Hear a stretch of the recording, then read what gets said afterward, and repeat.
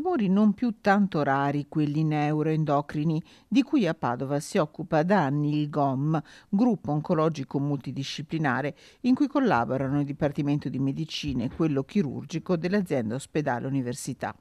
Tumori che hanno origine nelle cellule neuroendocrine che si trovano in varie parti del corpo, maggiore l'incidenza di quelli polmonari a cui fanno seguito quelli dell'apparato gastrointestinale. Tumori silenti, di cui spesso non si riconoscono i primi sintomi, in cui l'arma principale resta la diagnosi precoce. Essere tempestivi nella diagnosi significa intanto da parte dei professionisti medici avere in testa il fatto che esistono anche dei tumori rari ed alcune manifestazioni che potrebbero sembrare banali, tipo per esempio un'ipoglicemia, una diarrea cronica, un broncospasmo oppure un rossore al volto, potrebbero essere dei sintomi di tumori neuroendocrini. Neoplasie spesso a crescita lenta, quelle neuroendocrine, in cui nel trattamento chirurgico sono stati fatti notevoli passi in avanti.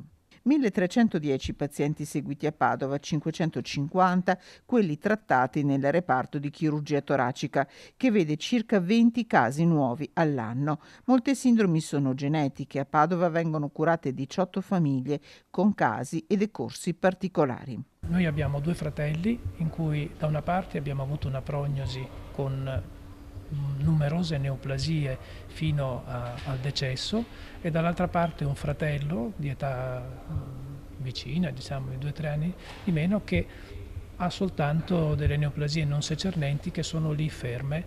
Ecco, quindi questo ci fa molto pensare. Sicuramente ci sono altri fattori. In aumento l'incidenza di queste neoplasie con l'azienda Ospedale Università di Padova, centro di riferimento.